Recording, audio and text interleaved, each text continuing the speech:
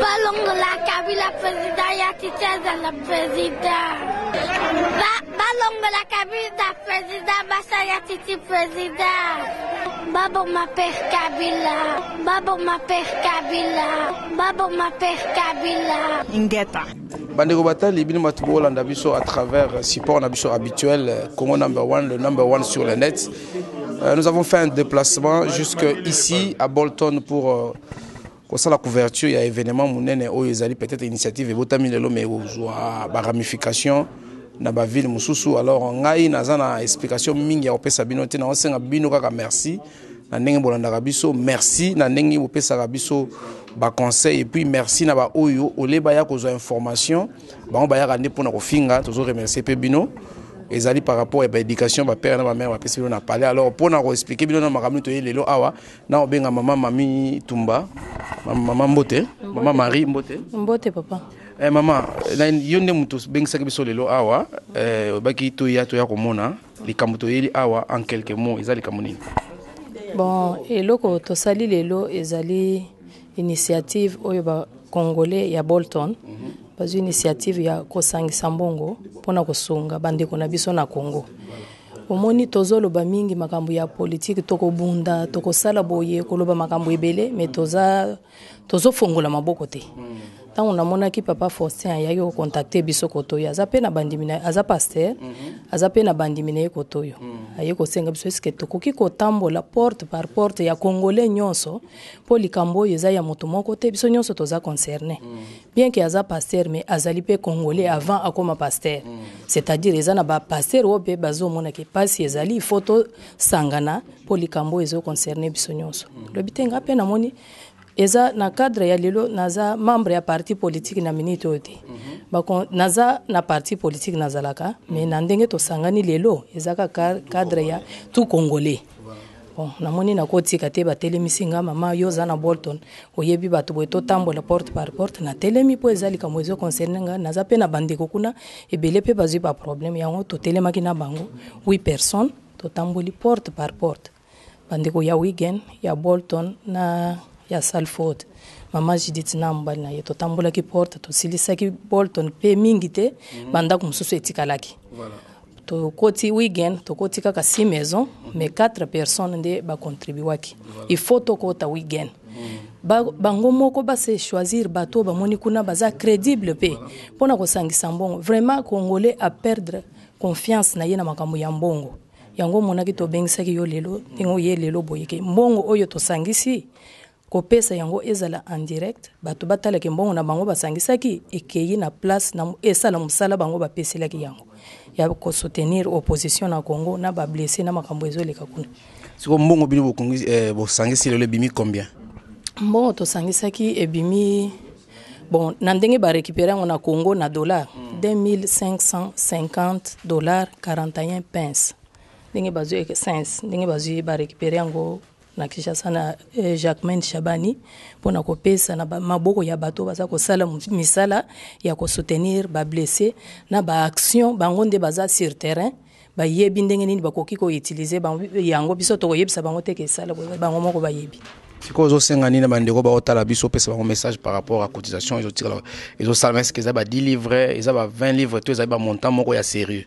non ndenge to sali cotisation oyo to boya ki masolo ya ba 5 pounds na 10 livres wana to mona ki ezo sala bien te to zo makambo neti ya PPLT tala na munene ya Congo yozo pesa makambo ya 5 pounds eko moto akosala na ngwelo kuni eza to chaki montant ya $100 par personne mais ba oyo ezalaki pe tozo utana ba fête ba musu basenga ki ba pesa ki ba $50 na bango ba mususu na famille soki bazami bale papa na mama ba moni ko pesa $100 balobite lokola toza famille ba pesi $100 na bango eza cotisation eza ya 42 personnes eza ya batu mingi te donc na 42 personnes au misi 2550 42 personnes vous comprendre mutu moko na Salford 4 personnes na Wigan c'est-à-dire 5 personnes ya Libanda, les restes eza batu ya Bolton.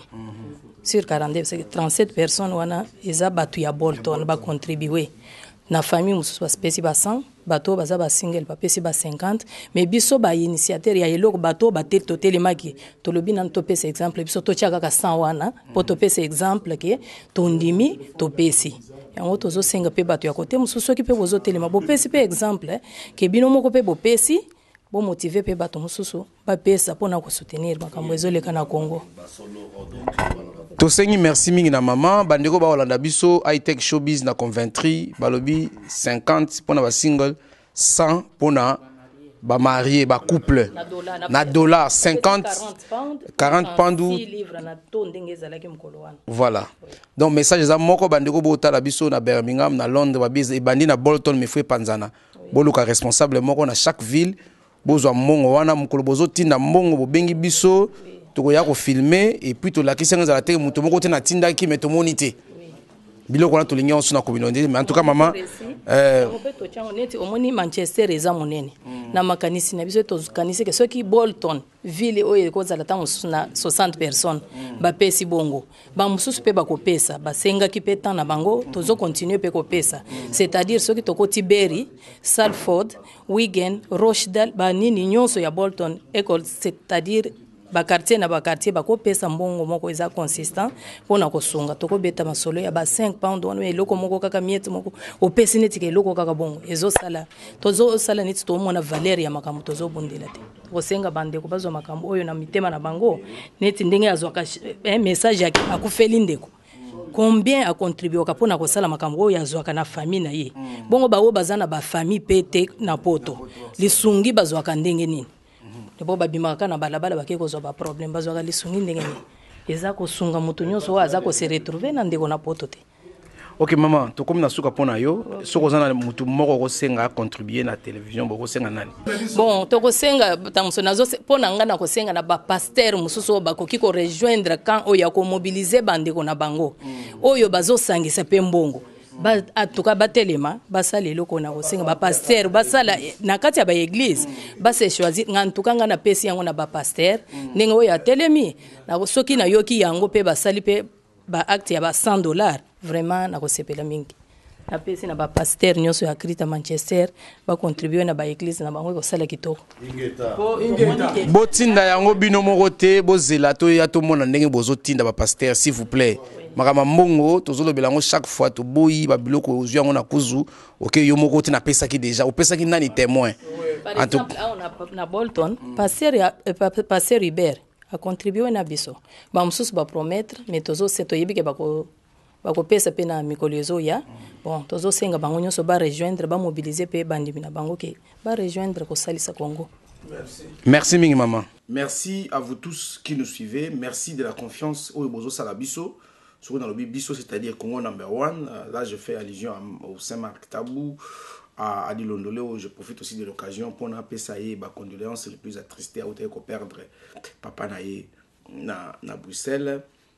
Tout ça na merci na union so bino boko sala pour na biso pour site na biso kende liboso ezali lisusu le kambo ya kobombate ba statistiques ezo prouvé sur nombre de visites tout ça site ezali plus visité tout ça vraiment plus visité na net et si kana kende ko sala vidéo o tozo landa na bino elongo quelques informations o le mama kité ba mama ba pesingai opportunité ba biki non soki moyens ali na bakisela ba maloba oyo yango mona zoloba na kombo ya ba ndeko ba John Kalubi ba mama Marie Ntumba na kati ya Bolton ba mama ya Bolton ba ndeko ya Bolton balobi nini balobi initiative oyo euti na Bolton étant donné que initiative euti na Bolton balingaki bango bato ya Bolton ba continuer ko chapeauter yango na ba ville nyonso sike kozala yango bazo senga ke à chaque fois bato bazo ko sala likambo oyo na bamboka mususu ba meka ko associer bango po bande ko Bolton bazo insister mingi na makambo tali transparence bango baza na vision likambo ebi ningi ba bande ya kyongo ba bi pesika balimba mema yango donc mutu moko ta s'accaparer nango ekoma ya ye ou bien nini mais bato Bolton ba sengi ki ba congolais Angleterre ba permettre bango ba continuer ko chapeauter likambo yango en tout cas information nazaki nango ya kobakisa yango wana je profite aussi de l'occasion pour saluer batuluka ba Komla napesi comme la mbote mingi Willy Mazele Elo des hommes na mboka ya Birmingham et puis napesi mbote na Tati donc yemo aroyeba Didier Tati na Coventry donc ma soleuse ebele to continuer et puis mbote na bato nyonso ba Bob Zola ba Justin Wela bino boyebi masolongo ndenge zalaka to continuer na émission na biso ba petite sœur na biso o ba soutenir vient na bango parce que na boulot o sala na sengi bino vraiment merci mingi na ba conseil na bino wana nazo kanisa susu sila na petite sœur milk check jamais d'échec ndenge zalaka kaka na sengi bino merci to continuer au tala vidéo oyo to zona no au parti ici ka monsieur Jacques Chabani a confirmé avoir reçu de l'argent venant auprès des Congolais de Bolton. Bon, on s'est retrouvé dans la suite, il y a émission n'a planifié qui na Bolton. Merci beaucoup. On s'est dit non, nous avec un petit nombre, on puisse montrer à la face de tout Congolais que les Congolais peuvent réellement s'organiser et arriver à réunir quand même des grands montants. Et cette action, c'est juste une action pour stimuler, une action de pilotage pour amener tout le peuple congolais à comprendre que, comme il est dit dans un jargon, que yes, we can, oui, nous pouvons.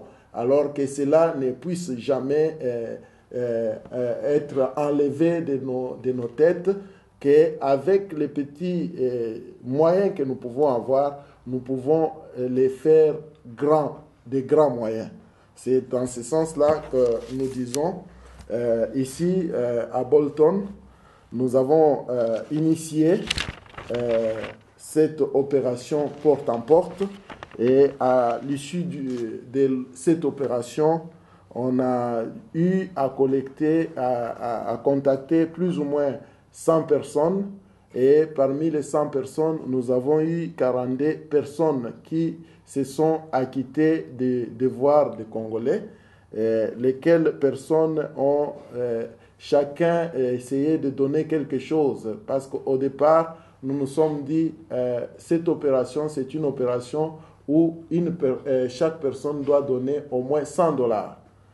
Et pendant que, comme c'était une action brusque et urgente, alors on a eu d'autres personnes qui y ont donné peut-être moins que $100, peut-être une dizaine de gens a donné $100, mais la plupart ont essayé de donner 50, ainsi de suite. Mais dans tout cela, on ne tient pas rigueur à qui que ce soit, plutôt on félicite cette population, cette communauté qui a à cœur les problèmes de son pays, qui y a répondu favorablement.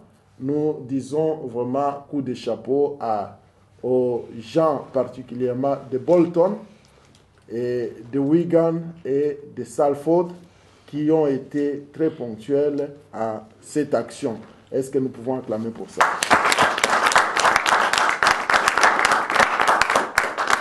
Ingeta. C'est M. Chabani? Oui, allô, bonsoir. Bonsoir, c'est M. Chabani? Oui, c'est moi. Ok. Nous sommes ici avec la communauté congolaise. Voulez-vous confirmer que vous avez perçu $2550.41 pence? Oui,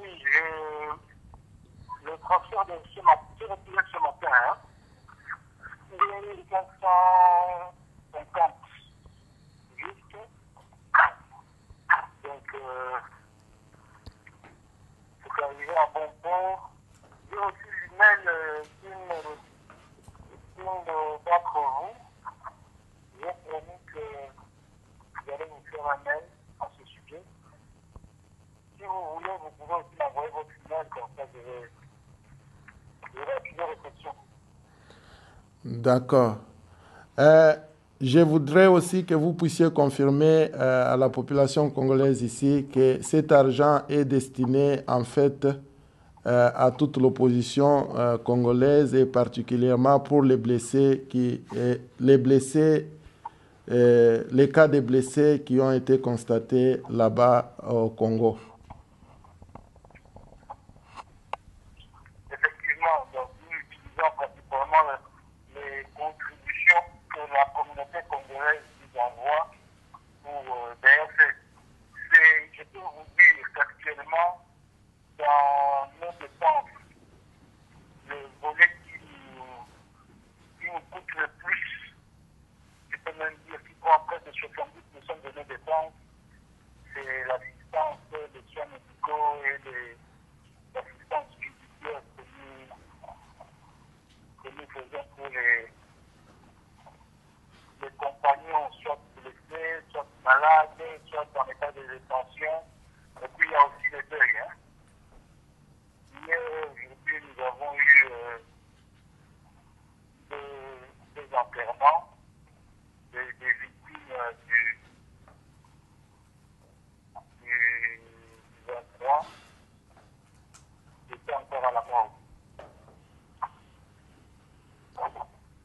Merci. Mais quel message vous pouvez donner à la communauté congolaise qui vous suit à présent? La communauté congolaise de la diaspora. À la diaspora congolaise, principalement un message de remerciement. En tout cas, de recevoir tous les remerciements, un message d'encouragement. Et vous devez savoir que les autres soutiens, tant moral, et même et surtout politique, à travers toutes les actions politiques que vous êtes en train de mener là-bas, et financiers, nous sommes d'une très très grande utilité. Sachez qu'on est ensemble et ça a été un très grand réconfort pour nous qui sommes ici au pays de savoir que nous arrivons à mener des actions communes avec vous qui êtes à l'extérieur. Donc, une très grande reconnaissance, un grand remerciement et nous faire savoir que la lutte continue et il faut rester déterminé dans toutes les actions qui sont en train de mener. Nous avons déjà gagné une très grande bataille qui est celle d'une victoire démocratique en ayant fait élire le président qui était à la présidence de la République. Maintenant, il est question de concrétiser cela.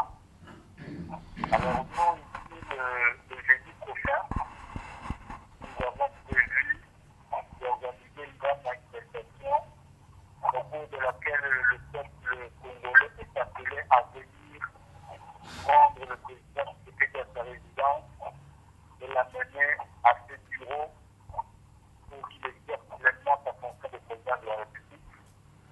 J'espère que nous allons mener cette action tous ensemble. Et nous qui sommes ici à Kinshasa, pour les compatriotes qui sont à l'intérieur du pays en province, ou même notre communauté qui est située à l'extérieur du pays à travers les différents pays hôtes.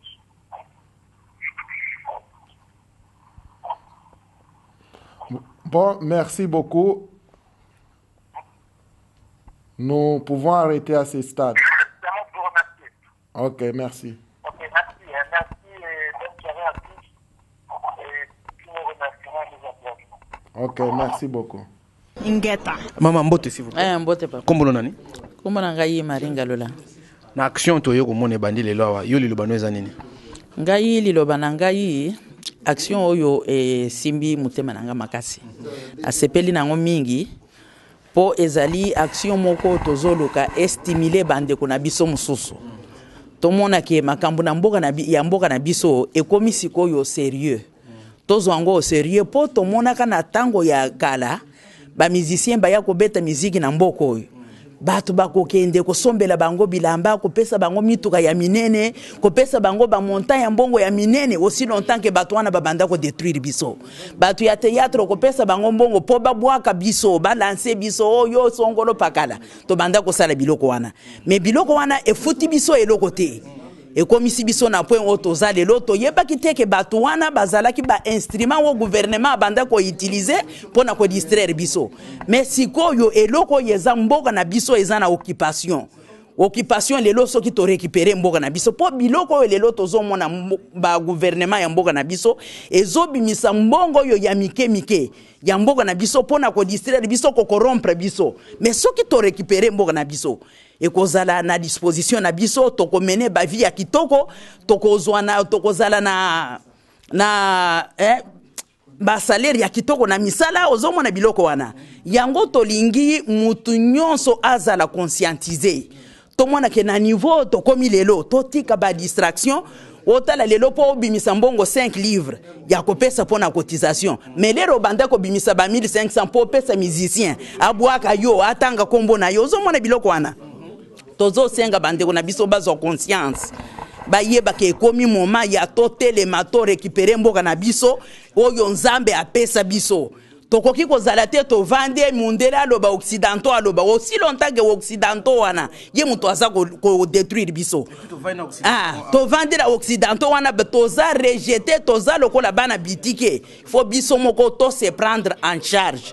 Le moment ya ko se prendre en charge yangoyo po initiative oyo eza initiative moko biso nyonso il faut to sunga to sala musalo to telemisa mboka na biso to récupérer mboka na biso wana ezaleki malobo na lingana loba ingeta bon pona lelo liloba nanga ezake to sepele mingi comme na loba ki yango mais na kulobaka na bandeko nanga nyonso d'abord ko banda na mboko oyo ke to ko mener action oyo ti mosika na ba ville nyonso toko s'organiser na noawa dans 2 semaines tokende après to sona bato à Birmingham tokuta na pena bango to sorola Liverpool Newcastle même ti Glasgow tokita na Londres parce qu'il faut organiser to yeba to éviter pe ba makambo n'importe qui aleka na télévision pour parler au nom des Congolais. Il faut to yeba que tous un reporter tous un président que mutona soka leki il parle au nom de la communauté congolaise en Angleterre pour to éviter que mutunyo soit n'importe qui pour aller gaga pour aller bagapo azana occasion à média. Il faut éviter le wana to sengi na bato bazana ba ville nyonso etikali que bo s'organiser vous oyo bakolinga to salier to sale loko wana bakoya to salango et to réussir ba o bakotika la bakoya kaka parce qu'il faut toujours commencer quelque part pour réussir ce qu'on veut faire. Loko za wana ezake omo to zo mobiliser bande ko na biso nyonso parce que na Manchester a to plus de 8000 Congolais. Si par exemple au-delà de 18 ans, on se retrouve que tous à 2000, on demande à tout un chacun de donner $10 seulement par mois, nous aurons $20,000 chaque mois. Et ce qui fait que si nous avons ville salami comme ça, on peut faire beaucoup d'argent et on peut aider notre pays. Même à Tassugi, gouvernement à Otolingue commis, nous aurons besoin toujours de ça pour faire vraiment la force. On appelle ça exemple à Juif, Toebiango, et de là, c'est là où nous allons arriver. Et message wana na sengi pe na bino bande kwa diaspora bamboka mususu bo meka pe kosala ngo vraiment ole ke totia ka bambongo ya ba 100 euros ba 200 euros bo 800 euros bo na télévision po botine na Kinshasa vraiment eza honorante to meka nano ko za vision mo mo musika to se surpasser na ba sentiment na biso to tia vraiment bambongo to salisa pays le pays là nous appartient faut to za na bolingo mboka message ya suka na sengi na bande ko nanga nyoso. J'espère que biso nyoso tozaba chrétien. Le 16 février, Monseigneur Moussengwasi a lobby, il faut tout marcher. Awa na Manchester, tosi to programmer marche pour le 16 février. Bisika nyoso bozali, s'il vous plaît. Bosenga bandeko nyoso, ba freiner bana bakende classe te. Bo marcher bisika nyoso le 16 février wana. Tant que bandeko wazo marcher na Congo, biso peut toujours marcher awa. Et ça quelque chose de plus pour nous encourager bango. Vraiment message nanga ngwana na sengi na bande ko tolinga mboka na biso ba initiative eza ebele na minito zoza initiative tozo kotela ba joueur à football kalaté ba joueur ba congolais soki basi ba koma ba français ba belge on s'en fout Congo ba eritaka yango te ba koma kande congolais parce que to bota mikuna soki o bota makia o papa na o bota makuna za congolais tozo kotela ba joueur wana to mobiliser pe bango dans le sens que ba lobela pe mboka parce que média Oba média mosu basi ba bloquer biso to utiliser tous les moyens pour nous faire entendre. Merci beaucoup. Alors abandeko tozo continuer na osenga na mutakata nga suki Gimicho zala près na $50 na yo obenga na peso numéro à mère o tiele $50 na compte pour atinda na kin Gimicho lo wa salombo rezanga kombo ingeta nga c'est papier en tout cas nazaki parmi ba initiateurs ya makambo yo il y a la question que tout le monde vraiment base sur initiative. Donc cela veut dire que to tambolaki, to toke ba porte à tout le monde volonté vraiment sali. Nabimamsa na tongo, kozonga na oti musala, il faut to tambola ba porte tozonga ndako na ba minuit. Alors $100 ezalango elo côté parce que papa no soki azobela basengi $100 okotinda. Alors papa na biso eza Congo na minute, papa na biso ya Congo, papa zobela. Donc peuple congolais bazwa vraiment conscience na bango batala ndeni ni papa zobela totinda bambongo. Donc $100 eza elo côté. Donc balak sa volonté wala ndé kosenga na kopesa vraiment bande rono surtout ba sala ngoko Ingeta plaît comme on s'il vous plaît comme on Kiss monsieur Kiss Kiss ozali résident na Bolton to yo utina mboka mususu naza déjà étudiant naza pe résident awa kaka OK siko lilobano eza nini pona lelo tenga ka problème langa faut congolais nous soit conscience tous à congolais nous soit pas conscience que non mboka eza occupé.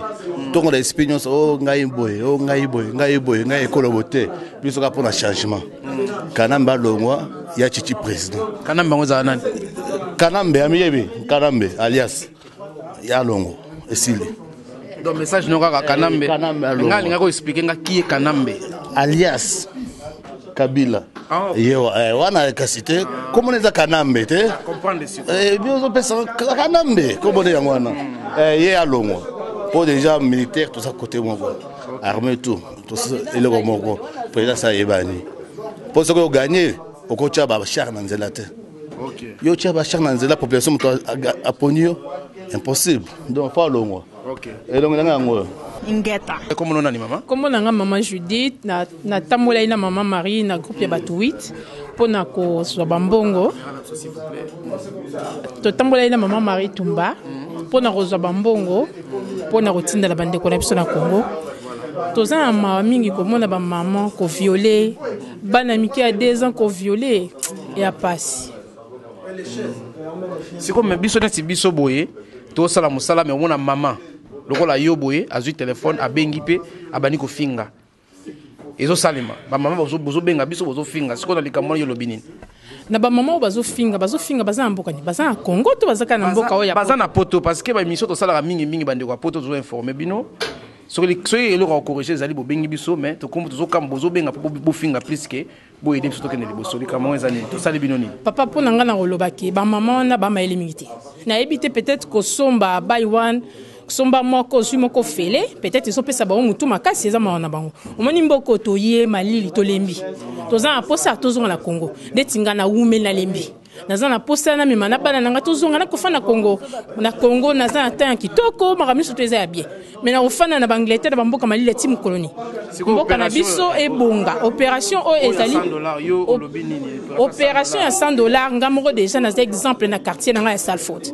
ngamo na pesi pona pe ko encourager ba maman mususu na bande comme ça mibali pe ba pesa ezate ke pona toza ngwebele eza pona mawa kotala bande ko na biso mususu baza même pas neloka kolia alors ceux qui ba passe modèle bone komeli bango to bibembe ba suka ndeni to zela ka teke ba bibembe comme belé pona to bande roluka ba mbonge belé belé yangoti eza vraiment ma mutu nyoso to zo conscience ya roluka ko tia quelque chose ezate ke poto tana ba poche na biso to za ngo besoin ti toza na besoin to aider bande ko na biso baza mboka Congo yango tozali na tiki bana na malili na ye eza mawa. En tout cas, to senyo mingi merci mingi na makamoyo so sala merci na communauté merci na maman Marie ou ya bengisa biso awa to former bandeko ke to ye awa na ba maman pesi biso transport carburant poto yawa maman ya ko confirmer que maman pesi biso to futi ba futi biso te maman apesi biso mbongo ya carburant to ye maman confirmer te na ndenge to solaki olobaki ke ko couvrir manifestation eza free et tokoki ko pesa kaka transport na bino po boya boy 45 livres ezali pe na musala na biso pe na garder pe resi nanga pona justifier ango pe ke otala to futaki transport na bato bazoya ko sala to linginde transparence.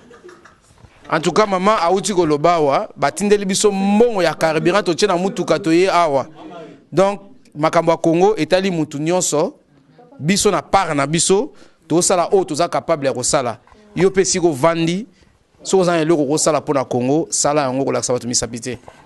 yo sala na place où yo zali au sala bien. Ingeta. Papa Mbote. Mbote. Comment on a ni papa? Comme on a Gabriel qui bat les oko. OK. Lilo bani ozala ngo pona lelo na makambo toka. Enfin ngai elo na lobaka likamto ilia wa ezali kamba Congo. Ezo ki pété que soki muloba o soki mu Congo soki mumbandi soki nani non. Yendi likambo ya Congo. Congo ezo marché malam te, il faut tout associer là. Alors souci za nini ya kosunga papa na biso na gouvernement na osala Etienne Tshisekedi. Kosungiza te ko pesa soki ba million te car mukio soki monde entier mobimba. Tout contribuer muke na sirelo ka bien osala. Pardon, ezako prouver te. Bino bolingi bo prouver que boza capable na mo muke na bino ya kopusa papa Etienne akende liboso abana musala aza na mesure ya ministre nae baza tana mo voiture à déplacement bon na mo moke na lobi te ke boza on encore yo limbolanga kaka na soki yango to lobi yango te elo nga oloba ezako prouver te ezali ko manifester volonté bolingo otoza na gouvernement ya papa na biso Tshisekedi ozoka ezate ko prouver te to prouver ni tuzo pesa ne exemple na bato muso pe balanda nde biso to sali so biso sali muke bato muso ba ko sa pe belé ko le kabiso babi voyage ya 1000 km e bandaka na un pas yango bandi lelo awa so bolinge kende tisi ki koma wana boya bo joindre bango biso to za na kati déjà bino pe bolanda e okende liboso ingeta bolimisa na obenga Camerounais moko soki bino bovai na parler ba Camerounais bazoya Camerounais moko ya koloba bolimisa bato balobaka mingi les français vous allez m'excuser ils a pas mis en français batalinga la bolimisa moke bata majorité plurielle. Bonsoir mon frère. Bonsoir. Vous confirmez être camerounais? Oui, si je suis camerounais. Votre nom s'il vous plaît? Michael. Quel est votre message aux Congolais et aux Africains qui vont nous suivre à travers Congo Number One? En fait, moi, c'est un message que je lance à toute l'Afrique noire en général, c'est-à-dire depuis notre indépendance dans les années 60. Quand nous regardons l'Afrique jusqu'à aujourd'hui, l'Afrique a beaucoup souffert. Et en se basant sur des prévisions économiques, politiques, sociales, l'Afrique a toujours été l'Afrique noire en général, quoi, a toujours été ce continent toujours en arrière. Comparé à l'Asie, à la Malaisie par exemple, qui est un pays émergent, comparé à l'Inde, à la Chine et tout ça. Et moi, ça, en fait, c'est un message que je lance à toute l'Afrique noire pour dire le moment est arrivé. Hier, c'était la Côte d'Ivoire. Aujourd'hui, c'est le Congo. Demain, ça pourra être peut-être le Cameroun, le Tchad ou en passant dans n'importe quel pays. En fait, pour moi, c'est tout simplement pour dire aux Africains, on doit prendre notre pays en main. On doit prendre notre destinée en main. On ne doit pas attendre que l'Europe fasse tout pour nous. Et nous-mêmes, le changement doit naître dans chacun de nous. Donc, c'est à partir de là où le changement doit naître, quoi. Donc, on ne doit pas attendre que quelqu'un vienne et commence à construire des gratte-ciel en Afrique ou bien que les Africains commencent à construire des Boeing ou bien n'importe quoi. Donc, c'est à partir d'aujourd'hui, on fait ça un message que lance à toute l'Afrique noire. Merci beaucoup, nous vous remercions infiniment d'être venus ce soir. Merci. Merci. Bandeko, bomoni, na ndeko na biso bien en français parce que yaza camerounais, moi aloba linga les agité, ayeko soutenir vision ezaka pour na Congo te. Ozo les galelo alobi peut être au na Congo Brazzaville, après Congo Brazzaville eko kwa na Gabon et sika mbongo ezali nde sika mobulu ezozala. So omoni ba mboka lokola ba Éthiopie ba vani kuna bazo luka made subalia, donc faut comprendre quelque chose. Makamba Congo est vraiment complexe, mutuna kwa azali asala ba recherche aluka ba solution na angle na ye. Totika ko pointer nanu misapi. Ingeta. Bonsoir papa. Bonsoir. Comment on en est s'il vous plaît? Comment on a belon? Bon, bah ici on allait charger à la stratégie. Bon, expliquez bien ça nous stratégie que nous $100, na $50 la porte à bateau. Et ben na et puis vous me boni bon me non, c'est juste moyen de communication. Donc ezali de pesa mina mutunyo sokaka te ya ko kende koloba na moninga na ye po abimisa mombongo. Mais c'est juste pour na bolingo mboka. Na komona ke bato bazo pesa ba $200 lokola neti ba Belgique wana. Bon, ezali mabete, mais il faut quand même tout comme on a point moko ya comprendre que non maintenant ils attendent ya ko mi pesa pour na ko pesa quelque chose oyo ko aider mboka. Donc je pense na ndenge wana stratégie ezaki juste que non kokutana na bandeko ko expliquer bango voilà tala ndenge nini mboka na biso ekomi. Donc je pense bien que pour na kozwa mbongo et pas moninga na yo ezo senga d'abord crédibilité na yo moko ozala quand même tout moko sérieux et après c'est tout, voilà. Donc il faut que luka ndenge nini na kosola na moninga na yo po azala quand même na souci oyo ozana ngope. Merci beaucoup. Ingeta. Bonjour, pasteur. Bonjour. Vous pouvez entourer comment s'il vous plaît? C'est Faustin. Pasteur Faustin. D'ailleurs, namoni yo liboso un pasteur généralement biso te ba pasteur bazaba tout sur la cravate na ye costume avant de kuna azotinda bato bo sala boye donc ye prière kaka mais to ye omona makambo. Vous expliquer bisoni. Bon, en fait pasteur en fait azali berger. Et pasteur azali berger kaka na église te azali berger même libanda parce que bato oyo bazali libanda bazako souffrir lobi bakoki kokoma bandimi ya église. Alors pasteur il faut azala na compassion na bato oyo wana. C'est pour cette raison là totali mboka oyo biso ezali na molobelité. Alors comme ezana molobelité esengeli pe na bato mususu oyo bakoki kozala na ba initiative ya malamu bakoka koloba kolakisa bato bokoki kosala boye bokoki kosala boye soki balobi yango te na bakoyeba kosalela yango ndenge nini nde yango tina na mayelo muke nzamba pesi biso tokoki ko encadrer ba mususu kolakisa bango ndenge nini bakoki kosala quelque chose ndeti na makambo etali misolo ndenge nini bakoki kozwa misolo parce que tozali bato tozana bosenga misolo yango wana omoni likambo na salami. Sikoyo meki kosola pena baninga no ba pasteur bozana bango na région oyo ya Great Manchester est-ce que solo na bango bazape du même avis que toi qu'il faut pas pasteur ba telema pona ko kamba likambo eloko ekende liboso. Likambo oyo tango zali ko sala likambo yo moko ifozala na conviction ozana pour cette ko kende kuluka mutu po mutu azana eloko moko akoki komemela yo na kati na yango te. Eloko ezali juste oyebi nini devoir na yo ezali nini jusqu'où tu peux aller.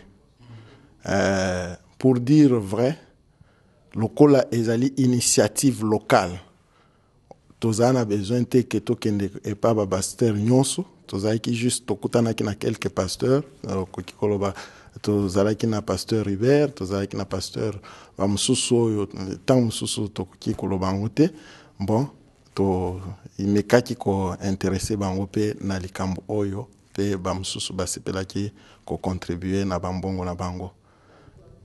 Merci mingi to 5 000 merci.